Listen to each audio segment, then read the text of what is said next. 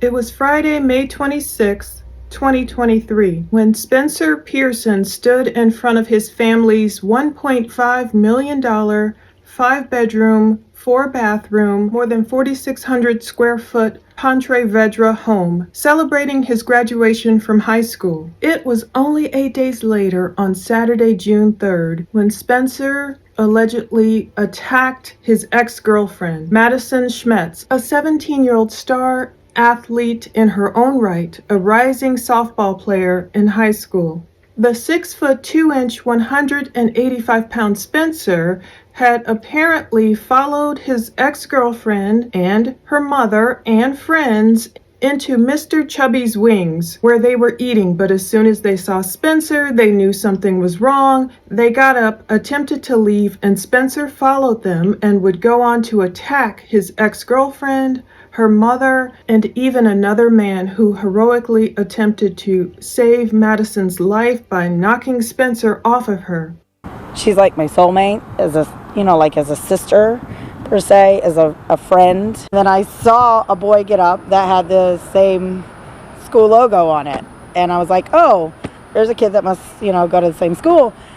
And they were kind of like, we've got to go. She did what any mother would and put herself in harm's way. We tried doing the best thing, and which was leaving, and it didn't end the way that we wanted it to. How did things go so wrong with this high school couple? How did this football player not accept defeat, that Madison wanted to just break up with him? Why did he stalk and harass her 2 months prior to this attack? And let's talk about how heroic her mother is as well for trying to take the brunt of the attack and rescue her daughter. Madison's mom had even attempted to get legal filings to keep Spencer away from her daughter. We'll also talk about how Spencer tried to end his own life right there in the parking lot, along with other lives. According to Spencer's arrest warrant, his statement of probable cause, which he was served in his hospital bed on Monday, June 5th, he's facing 2 counts of attempted first-degree murder and aggravated battery charges.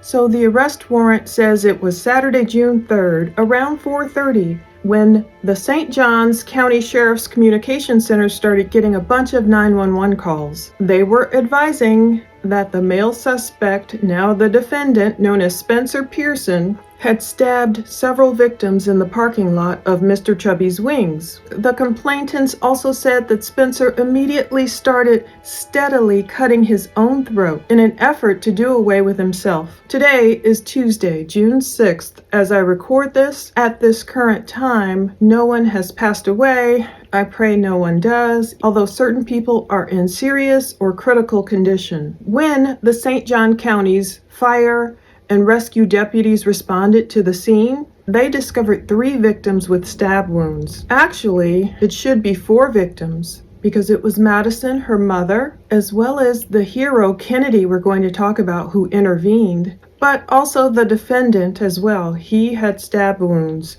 Of course, maybe they're not counting him as a victim, Spencer. 1 with life-threatening injuries. One of the victims was a 17-year-old female. We know that's Madison. Spencer, the defendant, meanwhile, was located in close proximity to the victims with self-inflicted, life-threatening injuries to his own throat. The victims and the defendant were transported to area hospitals for life-saving treatment. Detectives started interviewing people, and they got a number of sworn statements. They also reviewed video surveillance from the restaurant. But according to the arrest warrant, this doesn't seem like it's Spencer's first time in trouble, even though it says he doesn't have a history of violence. A review of evidence revealed the defendant was previously in a blank. That part's redacted, perhaps due to HIPAA laws or maybe because he was a juvenile at the time. He was previously in a blank as a juvenile defendant, perhaps. In April 2023, the defendant reportedly began to follow and harass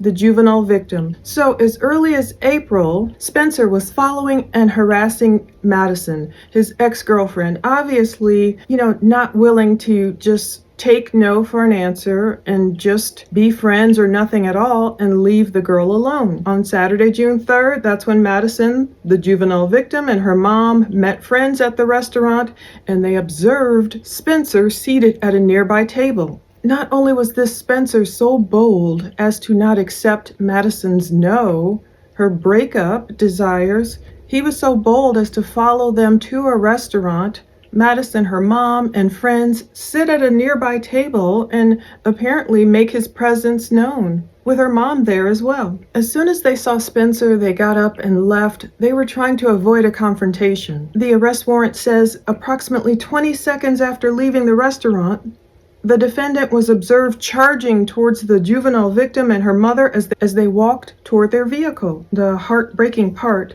in a sworn recorded interview, one of the victims stated the defendant held the juvenile victim with one arm and stabbed her approximately 15 times. Madison's mother attempted to intervene, and she was also stabbed by Spencer in the forehead and her leg. A bystander ran to assist and dislodged the defendant. The bystander was also stabbed during the confrontation, so this is Kennedy. Kennedy Armstrong is the bystander who came to the rescue of Madison and her mom. He was with his friend Jimmy Stepp. They were stopping by after work, and Kennedy saw Spencer, attacking Madison, but he didn't know if he was just using his fist or a weapon. But anyway, Kennedy got involved. He knew it wasn't right, and he pushed Spencer off of Madison. After being dislodged, the defendant, so that's Spencer, sliced his own throat several times, telling witnesses he was attempting to off himself. It's all right. Just waiting for the surgery tomorrow,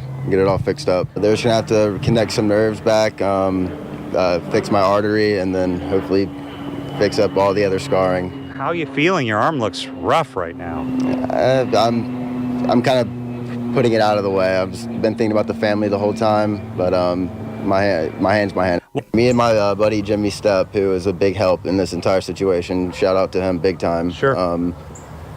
We pulled in just to get some food after work, and I opened up my car door and we both heard a scream, and we looked over and I just took off running and hit the kid as hard as I could. I love the Jaguars, Duval, always, but that just seems unreal. The whole situation does really, but that's awesome. I just call it doing what you're supposed to do at the time. You see two girls in trouble getting attacked by a guy, I would hope more people would do the same. Man, kudos to the mom. I think she's the real reason that girl is alive. Two of the victims and the suspect remain hospitalized with an unknown prognosis. We're learning a little bit more about the status of Madison. Sadly, at this point, she is paralyzed. I really pray it's only temporary. She had some damage, apparently, to her spinal cord. News4Jax identified the victims as Madison's mom, who was stabbed in the leg and forehead, and the TV station also reported that Jimmy Stepp and Kennedy Armstrong, who had stopped by the restaurant after work, were the ones who intervened. Armstrong did show off his slashed hand and arm. So Kennedy Armstrong is being called a local hero. He has a GoFundMe page. The last time I checked, nearly $25,000 of a goal of $50,000 was raised for Kennedy. Well deserved. I mean, not everyone would have run over there and just defended Madison and her mom and pushed Spencer off. There's also a GoFundMe titled Medical Expenses for Madison, PVB Stabbing Victim. Last time I checked that, it was almost $37,000 out of a $500,000 goal. There's another GoFundMe titled Help for Madison Schemitz and Family. More than $90,000 out of a $100,000 goal has been raised. That one is organized by the Ponte Vedra Beach Moms. There was an update posted yesterday, shared with the permission of Jackie Rogue, her mother. Jackie Rogue, who is Madison's mother. Jackie wrote, "I am about to go into surgery. My muscles were severed from the bone of my hand. Madison has 2 chest tubes and a spinal cord injury, but she's a fighter. Just please continue praying for her." I'm really praying for all of them, and especially Madison. To hear that she's paralyzed is just, it's horrid. I'm grateful her and her mom survived this attack, but we want her to be able to go on from this and live a full life and walk for sure. Reporter Taylor Levesque wrote, I just spoke to the sister of Madison. She says Madison is paralyzed and underwent surgery for 2 punctured lungs. Her mother was also injured. She has severed arteries in her hand, cuts on her face and thigh. So looking into their Instagram stories, you get to see a little bit more about this young teenage couple. Only 16 weeks ago, either on or around Valentine's Day 2023, Spencer had posted a photo of himself and Madison on Instagram. "Your Valentine," it read. It was the same photo that Spencer had posted to his Facebook page on Christmas Eve, December 24th, 2022. So apparently the couple were still together at that point. We can sense around when a break must have happened. Only 12 weeks ago, Spencer posted photos showing him with Madison to his Instagram story, but this time they must have been throwback photos because he wrote, "Missing you, Madison," and he tagged her. He wrote with a little red heart, "Someone God knew you needed." So he was tagging her after the breakup. What's even sadder is just going through Spencer's Instagram. I saw Bible quotes, I saw his big, beautiful family, and you see Madison's big, beautiful family. They have a bunch of siblings, it looks like. But Spencer appears to be a Christian, or at least he was posting Bible quotes, and that's just very sad. It's very sad that if Spencer really is a Christian, he couldn't rely on the saving self-control given us by the Holy Spirit to just accept defeat, accept a breakup, and move on with his life. But Spencer had made it onto Madison's Instagram stories too, in seemingly maybe happier times. 20 weeks ago, Madison had posted a photo of her and Spencer, and she tagged him as the couple stood in front of a blue Christmas tree. It was part of a gallery of different people. "Thanks for being my best friend," read the caption. But Tatiana Cruchetta, Madison's oldest sibling, told First Coast News that Madison and Spencer had dated but broke up a few months before the attack. So yes, 12 weeks ago, if Spencer's saying he missed her, that was 3 months ago. So maybe they broke up right after Valentine's Day, after that Valentine's Day photo. March, April, May, it's now June. Something maybe happened at the end of February, and maybe Madison decided, enough's enough. Tatiana said there were some issues in the past after they'd broken up where he was threatening her safety. My mother was looking to get a restraining order against him. So this was definitely premeditated, Tatiana said. Madison's a fighter, She's going to make it through this, and I know she's going to walk out of that hospital. Amen. I touch and agree in Jesus' name with her sister. So we don't know why the breakup happened, but we know Madison must have sensed something, maybe danger when it came to Spencer, maybe not this level of danger, but she tried to get away. Right now, Madison's mother is asking for prayers and privacy. Madison's mom also said, "We owe huge gratitude to that young man, Kennedy, for saving Madison's life, and the incredible trauma team, neurosurgeons, and hospital staff at Memorial Hospital." According to the St. John County Sheriff's Office, should Spencer survive his self-inflicted injuries, he will be charged with multiple felony charges, including attempted murder. So we've already seen the arrest warrant. We don't know the status of Spencer, really. But I definitely want to follow this case, and hopefully Madison and her mom can just be safe and move on and heal, and Spencer can face justice. So I am starting a fundraiser of keychains that say Madison Strong to help fund for her expenses. And they're about $15 each. $10 will go right to the family. The $5 go back to my neighbor who actually created them. Okay, so the shirt's on the left corner or right corner, there's going to be a heart, and it's going to be Madison Strong as an outline across. And then on the back, it is going to have a quote that says, "God is within her, she will not fall, God will help her at break of day." It's a psalm, and it's just going to be on the back because I think it just suits everything so well and her strength. So Madison, she plays softball, and she's like one of the sweetest people ever. You go up to her, she always compliments you. She always puts a smile on everyone's face. She's just like genuinely always happy person. and everyone's willing to do whatever they can for her. We all love her and want to support her as much as we can. This really reminds me of a girl I went to college with. By freshman year in college, she had already survived an attack from her boyfriend from high school as she was graduating high school. This was from her hometown. She was also breaking up with her boyfriend. It's something about that breakup period that just set some attackers off. She attempted to break up with him, and allegedly he was on some substances, I don't know. And he also started attacking her with some type of sharp weapon, just like this instance. And the victim, she started screaming, so her mom ran into her room. Her mom was home. When her mom tried to intervene, the attacker, her ex-boyfriend, also started stabbing her mom. Thankfully, those two women survived as well. What was strange about that story is the victim, at one point, I know she did go back to her ex-boyfriend. Maybe she felt sorry for him or thought, oh, it wasn't really him because he was on substances or whatever.